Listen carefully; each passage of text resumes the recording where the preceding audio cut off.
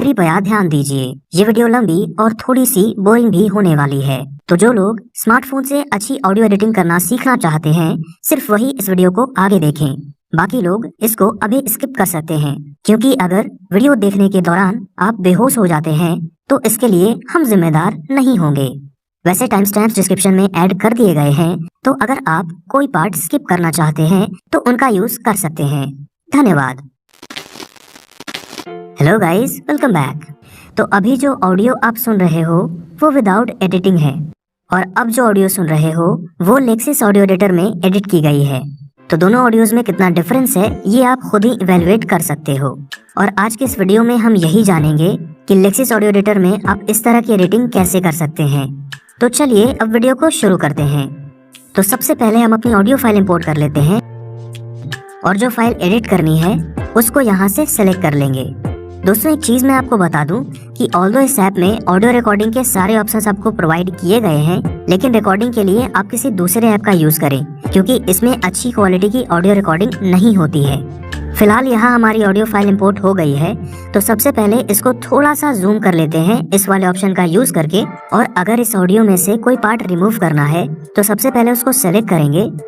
उसके बाद वापस से इन 3 डॉट्स पे क्लिक करेंगे तो आपको यहाँ बहुत सारे ऑप्शंस मिल जाएंगे, जैसे कि आप ऑडियो में इफेक्ट्स ऐड कर सकते हैं, या फिर आप उसको कट, कॉपी, डिलीट या ट्रिम भी कर सकते हैं। वैसे फिलहाल हमें ये जो सिलेक्टेड पार्ट है इसको रिमूव करना है, तो यहाँ डिलीट के ऑप्शन को सिलेक्ट कर लेंगे और देखिए वो पार्ट रिमूव हो गया है। वैसे अगर मैं यहाँ ट्रिम को सिलेक्ट कर लेता तो ये जो सिलेक्टेड पार्ट है वो रह जाता, और बाकी ये जो अनसिलेक्टेड पार्ट्स हैं वो सब डिलीट हो जाते। और कट और कॉपी का मतलब तो आप जानते ही हैं। तो अब हम यहाँ इफेक्ट्स में चलते हैं और इसके एक एक ऑप्शन के बारे में जान लेते हैं। सबसे पहले यहाँ फेड इन फेड आउट का ऑप्शन है, तो अगर फेड इन को सिलेक्ट करेंगे तो आपकी ऑडियो का साउंड स्टार्ट में 0 रहेगा और धीरे धीरे बढ़ जाएगा, जैसा कि आप इस वेव फॉर्म को भी देख सकते हो। स्टार्टिंग में ऑडियो 0 है और धीरे धीरे बढ़ते बढ़ते ये नॉर्मल हो गई है। वहीं जो ये फेड आउट का ऑप्शन है इसमें उल्टा होता है, यानी ऑडियो का साउंड स्टार्ट में नॉर्मल रहेगा और लास्ट तक जाते जाते वो 0 हो जाएगा, जैसा कि आप इस वेव फॉर्म को देख सकते हो। तो आप अपनी ऑडियो में इस तरह के इफेक्ट्स यूज कर सकते हैं। फिलहाल हम इसको अंडू कर लेते हैं। उसके बाद इफेक्ट्स में आपको नॉर्मलाइज का ऑप्शन मिलेगा, और जब आप इसको सेलेक्ट करेंगे तो अगर आपकी ऑडियो का मैक्सिमम साउंड 0 डेसिबल से कम होगा तो बढ़ के 0 डेसिबल पे आ जाएगा, और अगर 0 डेसिबल से ज्यादा होगा तो घट के 0 डेसिबल पे आ जाएगा। तो इस इफेक्ट का यूज करके आप अपनी ऑडियो का मैक्सिमम साउंड 0 डेसिबल कर सकते हैं।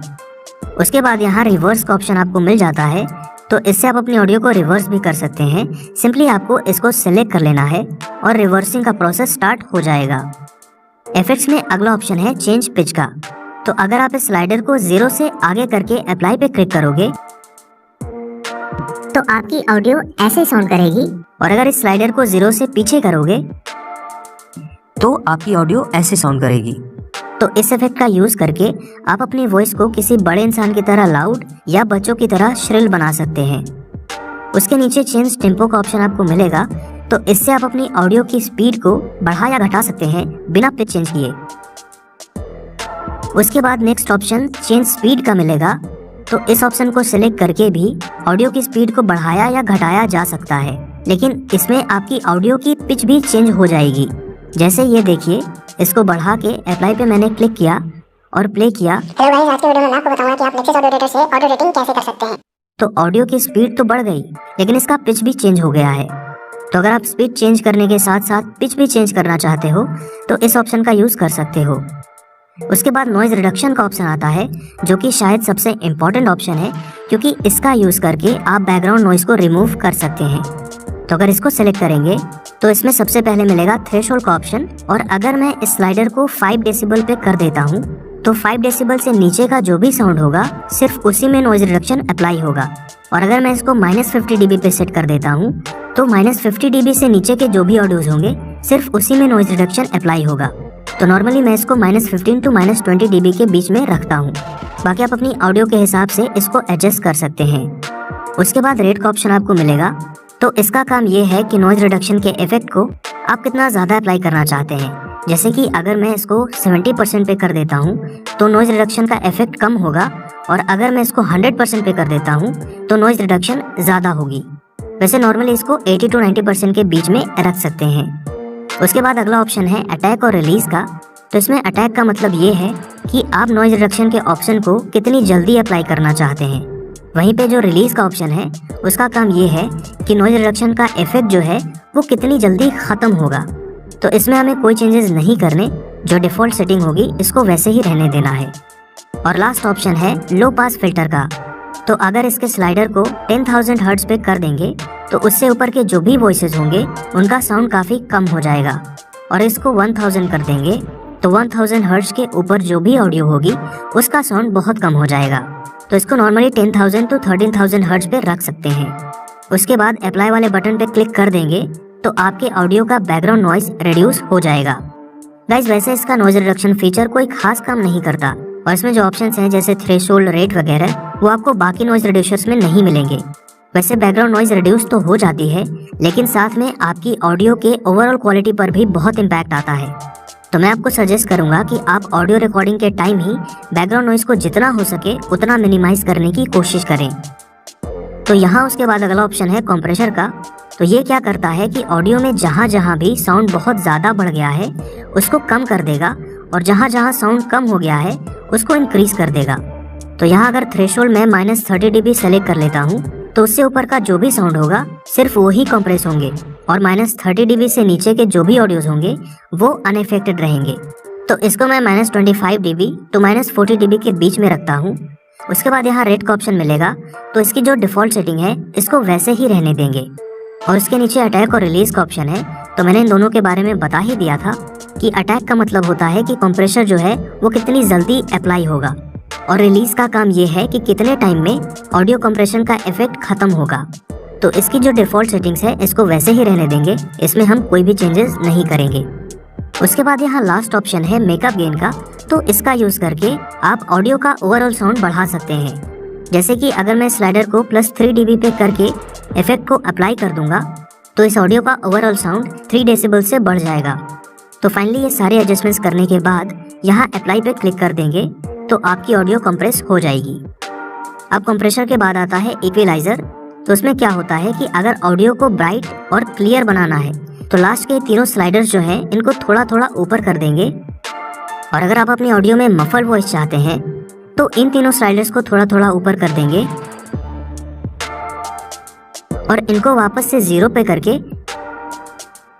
अप्लाई पे क्लिक कर दीजिएगा तो आपकी ऑडियो मफल साउंड करेगी।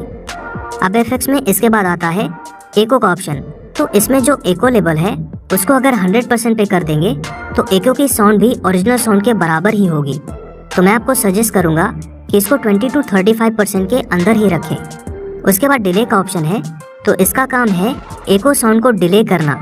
जैसे मैं डिले को 120 मिलीसेकंड्स पे सेट कर देता हूँ तो एक्चुअल साउंड के 120 मिलीसेकंड्स के बाद एको का साउंड आएगा। तो इसको आप अपने हिसाब से एडजस्ट कर सकते हैं। लास्ट में फीडबैक का ऑप्शन है। तो इसको डिफ़ॉल्ट पर ही रहने देंगे, इसमें हम कोई चेंजेस नहीं करेंगे। और ये सारी चीज़ें करके अप्लाई पे क्लिक कर देंगे तो एको भी अप्लाई हो जाएगा। उसके बाद आपको इफेक्ट्स में रिवर्ब का ऑप्शन मिलेगा। तो रिवर्ब का मतलब होता है आवाज़ का गूंजना, लेकिन इसमें एको जैसे आपकी पूरी वॉइस दोबारा से रिपीट नहीं होती है। जैसे कि ये जो अभी आप सुन रहे हो ये है एको और ये जो सुन रहे हो ये है रिवर्ब। तो यहाँ रिवर्ब में आपको सबसे पहले रूम साइज का ऑप्शन मिलेगा। तो इसको आप जितना ज़्यादा बढ़ाएंगे उतनी ही ज़्यादा आपकी आवाज़ गूंजेगी। उसके नीचे डैम्पिंग का ऑप्शन है। तो इसका काम है रिवर्ब साउंड को ज़्यादा या कम करना, लेकिन इसमें उल्टा होता है। जैसे अगर आप इसको बढ़ाएंगे तो रिवर्ब साउंड कम आएगा और अगर कम करेंगे तो रिवर्ब साउंड ज़्यादा आएगा। उसके बाद है ड्राई लेवल। तो इसका काम है रिवर्ब इफेक्ट को कम करना। इसको जितना ज़्यादा बढ़ाएंगे रिवर्ब उतना ही कम होगा। वहीं ये जो टेल लेवल वाला ऑप्शन है उसका काम उल्टा है, उसका काम है रिवर्ब को ज़्यादा करना। तो इसको जितना ज़्यादा बढ़ाएंगे रिवर्ब इफेक्ट उतना ही ज़्यादा होगा। उसके बाद है रिवर्ब टाइम का ऑप्शन। तो इससे हम ये कंट्रोल कर सकते हैं कि रिवर्ब साउंड को कितनी देर तक या कितना लंबा रखना है। तो आप अपने हिसाब से इसको एडजस्ट कर सकते हैं। उसके बाद है इनपुट बैंडविड्थ। तो इसका काम है रिवर्ब साउंड को शार्प और क्रिस्पी बनाना या उसको डल बनाना। तो अगर आप इस स्लाइडर को बढ़ाओगे तो रिवर्ब साउंड और ज़्यादा शार्प हो जाएगा और अगर घटाओगे तो रिवर्ब साउंड डल हो जाएगा। और अब लास्ट में है अर्ली रिफ्लेक्शन लेवल। तो इससे ये तय होता है कि रिफ्लेक्शन के बाद जो रिवर्ब साउंड है वो कितनी तेज ट्रेवल करेगा। तो हम इसको जितना ज़्यादा बढ़ाएंगे रिवर्ब साउंड भी उतनी ही जल्दी ट्रेवल करेगा।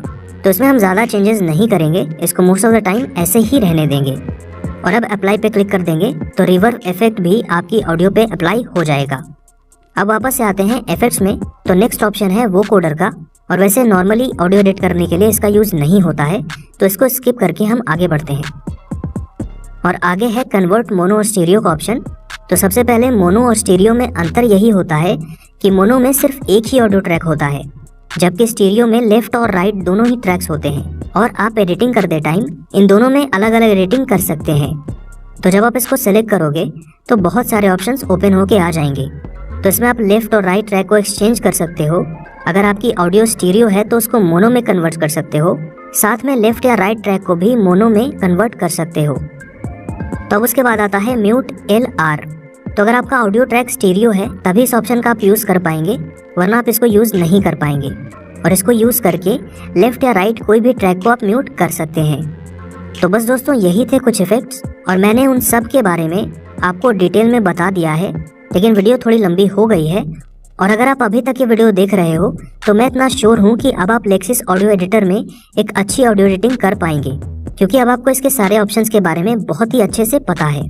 तो बस अब अगर वीडियो अच्छी लगी तो इसको लाइक करें, और अगर कोई चीज़ अच्छी नहीं लगी तो हमें कमेंट करके नीचे बता सकते हैं। हम अगले वीडियो में उसको इम्प्रूव करने की कोशिश करेंगे। बाकी वीडियो देखने के लिए धन्यवाद।